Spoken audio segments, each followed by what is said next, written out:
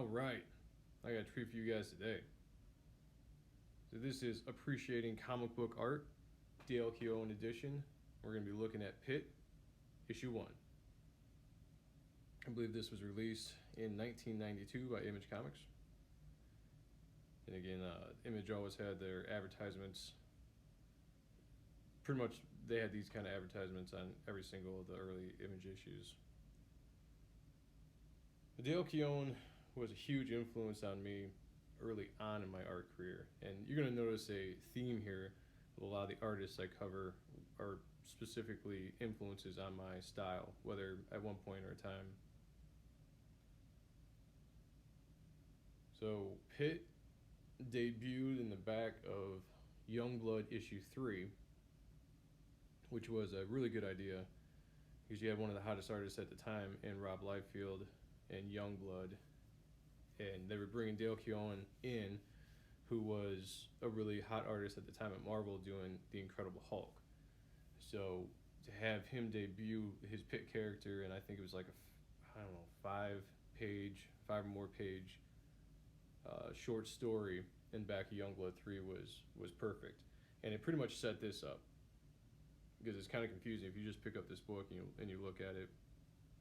You're wondering really what the heck is going on. And why is Pitt walking around naked? Well, that's explained in Youngblood 3. Go find that, look it up. The thing that Dale Keown did in Image that was very different from his work at Marvel is, and again, this issue's at night, so there's a lot of heavy blacks, a lot of heavy rendering shadows, but he inked himself in this. And I think that Dale Keown is probably best when he does ink himself, and he's got time to put into his work, because he's heavily detailed, a lot of cross-hatching, a lot of feathering, a lot of inks, a lot of dark black inks that he puts into his books.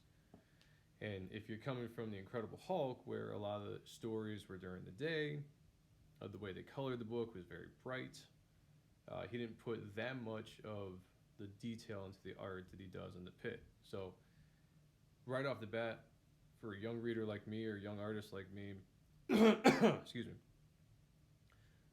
seeing Pitt for the first time blew me away, because I was just like, this dude just took a major step up in quality of his art. Not that the Incredible Hulk stuff was bad, because obviously it wasn't, but the stuff he was doing in Pitt was just another level. Plus, I mean, Pitt was just a really, really cool character. And if you listen to Dale Keown talk about how he was asked if he had a book to come into Image, he said yes. And he didn't really have a character, and he kind of came up with Pitt, I don't want to say last minute or on the fly, but it wasn't like a character that he had carried throughout his childhood like a lot of the Image founders did. And to put this character together look-wise and story-wise, I mean, you can see he borrowed heavily from like Terminator 2 and the Terminator series with some of the storytelling in this first issue and in Youngblood 3. But man, look at this. This was one of those iconic pictures that you saw like in Wizard magazine and any kind of advertisements that they had for Pitt, and it's just gorgeous, gorgeous art. The detail in this, the heavy blacks, the cross-hatching, I mean, all of it together. This was something that Dale Keown was just an expert at. I think he was one of the best at really the secondary light sources, in my opinion. And you can argue with me about that, and that's fine. So the rest of this book is kind of introducing some of the other characters, and the action really kind of drops off after the first half of the book, and we get into some detail in the story, obviously. Just, again, a really heavily rendered,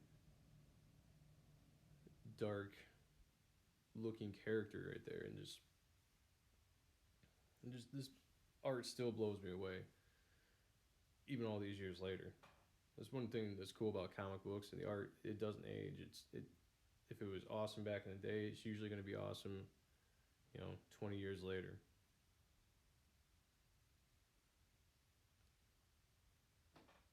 And we're getting towards the end here, just kind of setting up where the series is going to go and where issue 2 is going to go. And again, I got to bring it up because it's always brought up, but the thing that really sucked about Pitt was Keown's schedule for releasing issues was really bad.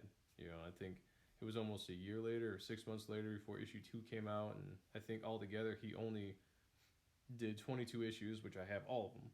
And we might do some other issues here because there are some just fantastic art that he did throughout the run of the 22 issues. So I would say if you get a chance, try to find them because they are well worth, you know, the read.